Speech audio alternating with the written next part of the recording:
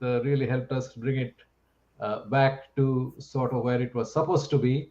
Our next session, we have Professor Dhruv Nath, uh, and it's not easy to introduce him, but I can tell you he's one of the few people I've met with a fantastic sense of humor, and I think that's what keeps him going.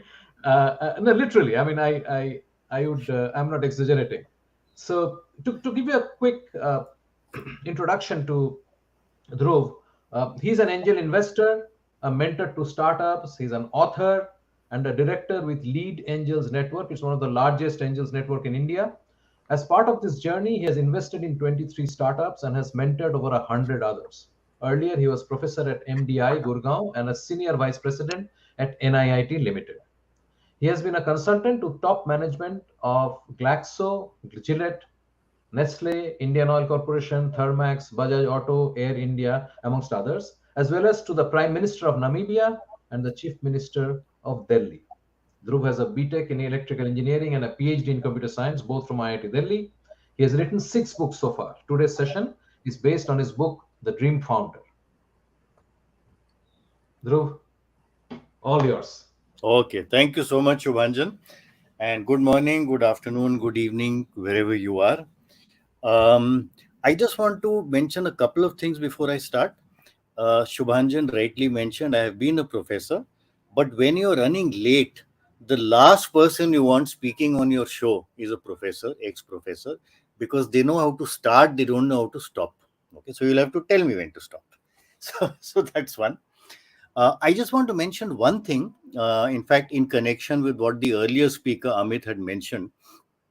He talked about one thing. In this book, The Dream Founder, and I don't know if you can see this, I guess you can. Uh, I talk about, when you're making presentations to your clients, or maybe you're making a pitch for funding to your investors. Normally, people just pack everything into their PowerPoint presentation, and the investor gets completely lost, so does the customer, right? I have tried to create a concept there which I called WYKM, WYKM, which stands for What's Your Key Message? And that key message has to come out again and again and again and again, because that's the key message you want the person who's listening to remember, right? So it links up very well with what the previous speaker said. Just to give you an example, if you remember Barack Obama's election speeches, he would talk about, he had a statement saying, yes we can, and repeatedly he would say this. And at the end, you may forget everything else he said, but you remember Barack Obama said, yes, we can. That you remember, right? So, what's your key message? You have to decide what your key message is. Make sure that is communicated to the other side. Okay, let me now start with my presentation. Actually, there are 2 books here. One is The Dream Founder, and the other one is Funding a Startup and Other Nightmares. That's the full title.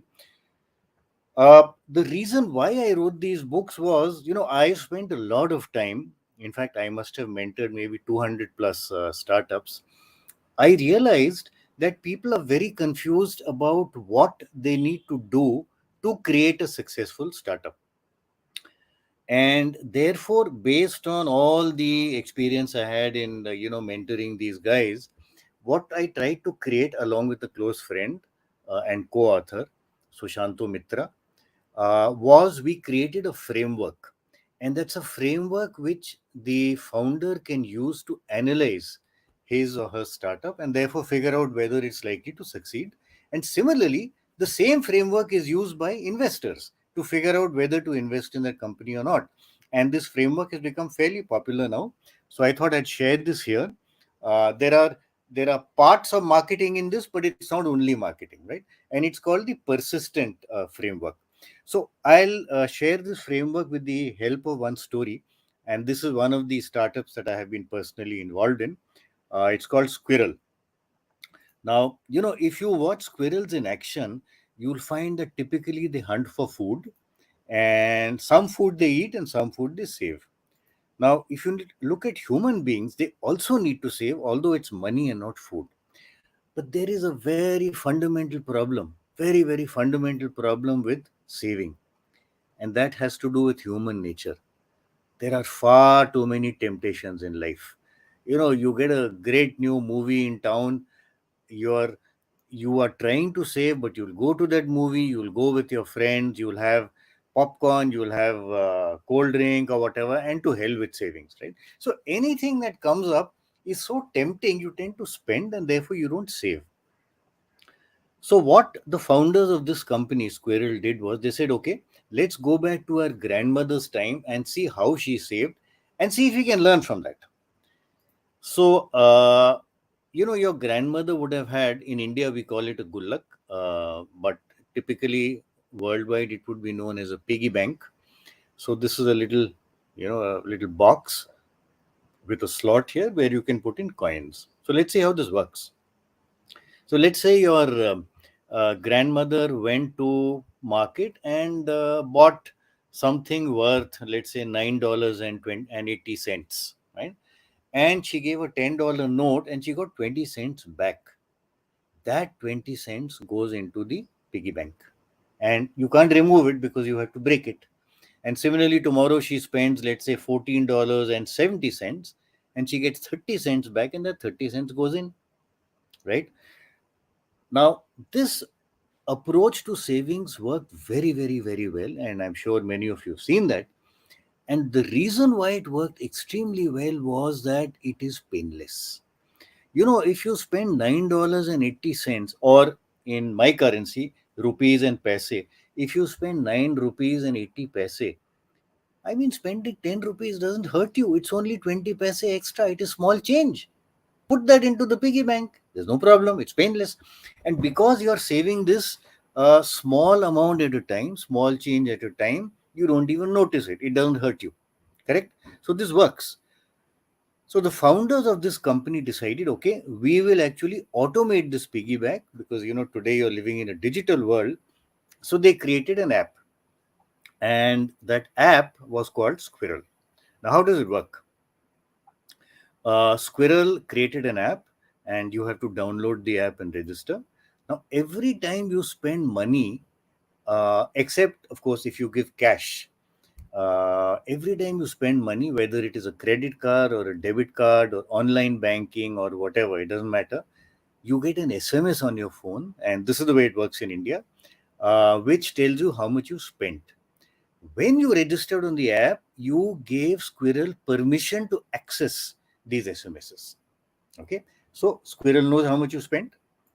Now, at the end of the week, it totals up your total expenses, rounds it up to the nearest 100 rupees. So, let's say you spent 1,590 rupees. It rounds it up to the nearest 100, which is 1,600. 10 rupees is saved. All right. And that's how saving happens. And it works very similar to the piggy bank, except that here it is automated. Whereas in the case of a piggy bank, you could cheat. Your grandmother could have said, today I don't feel like saving, and therefore don't save. So now what these guys realize, and this is where key marketing issues come in. They tried to figure out whether they could charge for this, and they realized no, for the very simple reason that on the internet every damn thing is free. People don't believe in paying on the internet. You search on Google, you're not paying, right? You're on Facebook, you're not paying. You're on LinkedIn, most people are not paying, right? So everything is free. So they realized people would not be willing to pay for this service, but they said we will do it because it's a service. So it's a free service. We get lots of people to use it. Once all these people have got hooked, then we will offer them other financial products and charge for them. For example, insurance, loans, mutual funds, financial planning, etc., etc. So essentially, what Squirrel is providing is wealth management for the non-wealthy, for the common man. Okay, and basically, therefore, the one message I want to get across here is helping you save is not their product, it's not their service. It's a method of marketing to get people onboarded. Once you're onboarded, After that, you're offered these paid services. Okay, so that's the squirrel story. Now I'll talk about the framework. So, this framework is called persistent, and persistent, by the way, it's there in both books, Funding Your Startup as well as The Dream Founder.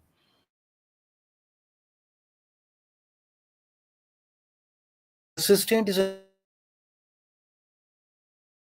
for something. So let's take a look at these letters one by one. So first of all, P stands for problem.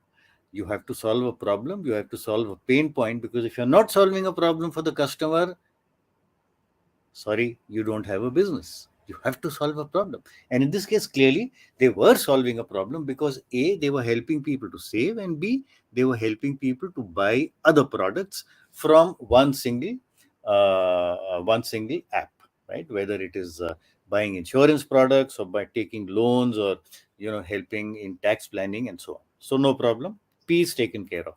Next is the E, which is earnings model. Not only should you be solving a problem for the customer, you must also earn out of it. Because if it's a free service, boss, you don't have a business, you have a charity. So clearly, these guys were solving a problem, and they were earning out of it, because for the other services, other than saving, people were willing to pay. So, not a problem. Third is what I call size of the market. Again, very, very important, because when you're creating a startup, if you have a market which is small, with then at some stage, at a very early stage, your startup grows and ultimately it stagnates at a very, very low level. Why? Because there's no more market. So operating in a market which is large is extremely important. Now, this particular startup operated in India, and they were addressing what is called the middle class in India, which is non-rich but non-poor, and that's a huge number. It's about 400 million. Right? Huge number, bigger than any other country in the world except possibly China. Right?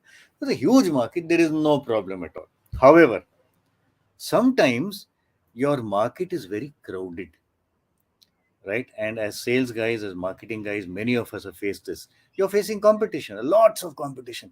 And when you have competition, everybody is going to offer discounts. There are too many choices on the internet. Switching from one vendor to another is so easy. So, therefore, it is never a great idea to operate in a market which is very, very crowded. Okay. So, what you do in very simple terms is, within that large crowded market, you try and identify a subset, or what I call a niche, NICHE, which is large enough but not crowded, right? And that's what Squirrel did. They identified a large enough non-crowded niche, and that's the N in persistent. What's the niche? See, these guys realized that older customers, people above the age of about 25, 26, 27, most of these competitors were chasing such customers. Why? Because when they bought insurance policies, it would be big policies. When they took loans, it would be large loans. They were not interested in college students. They were not interested in young people in their first job at the age of maybe 21 or 20. They were not interested. So that entire segment of people below the age of 24, 25, which is either college students or people in their first job, that's the segment that was a virgin market. Nobody was really targeting it seriously. And Squirrel said, this is what we're going to target. Okay.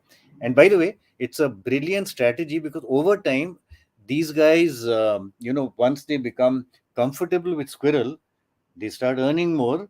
And at that stage, the value of the transactions they do also keeps increasing. So it's a great way to enter people, or not enter people, to get people onboarded when they're young and grow with them as they grow.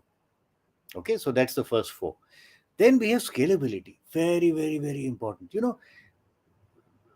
In the internet world, it's the faster guys who are going to succeed, the slower guys will get killed. And that, I'm sure all of you are aware.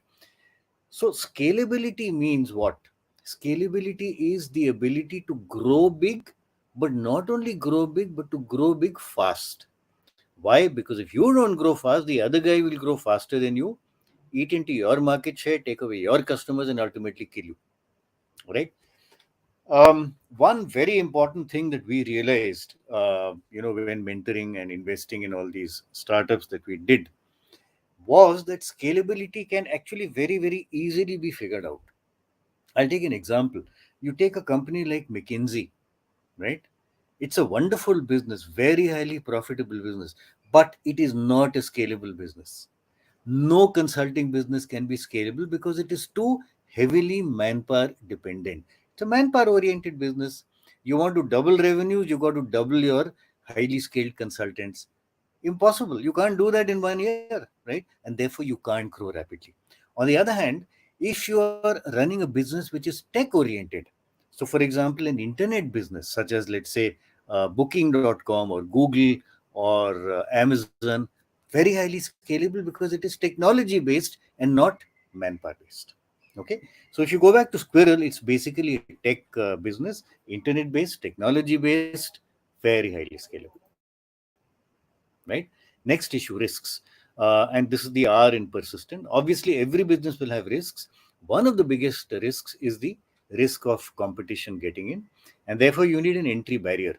And entry barrier would be what? For example, if you have a highly innovative solution, which is the I in persistent, it's a great entry barrier. If you have a wonderful brand like, for example, Apple, it's a great entry barrier. If you have a very large client base and these are, sticky clients, meaning they will find it difficult to leave you, it's a great entry barrier, right?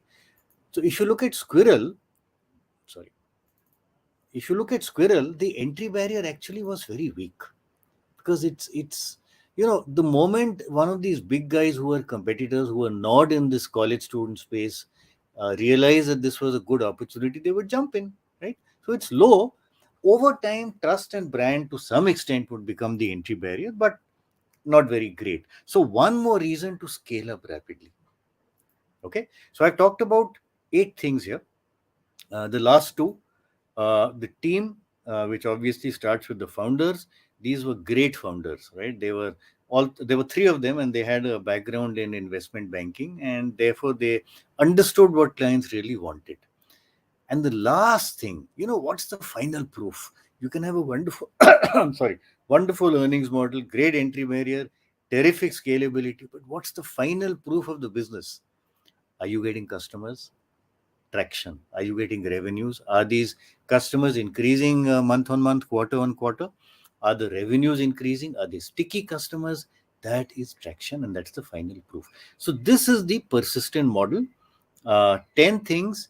And increasingly, I find a lot of startups have begun to use this to evaluate their company, and a lot of investors are also using it when they take a decision to invest. Final thing before I conclude.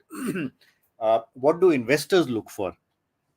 And like I mentioned, it's exactly the same thing, because ultimately, whether it's investors or founders, they're on the same side of the table. Both of them are looking for companies which are successful, which ultimately become large and profitable, which are able to keep out competition, which have an entry barrier, which are scalable, and so on and so forth. So investors, founders alike, both of them would be looking at the persistent model. And Squirrel, by the way, was able to raise $1 million within 1 year of launch. And today, they have about 1.5 million downloads and about 500,000 monthly active users within a period of about 3 years. And they've been acquired by a very large NBFC. NBFC in India stands for a non banking finance company, which wanted to diversify. All the investors and the founder got a profitable exit. So that's the wonderful story of Squirrel. Before I end, I just want to mention one thing, Shubhanjan. You mentioned a sense of humor. Uh, since I had only 20 minutes, I couldn't crack too many jokes. I'm sorry, but I'll say one thing. Um, you mentioned that I was a consultant to the Prime Minister of Namibia. You're absolutely right. But after that, he lost the election.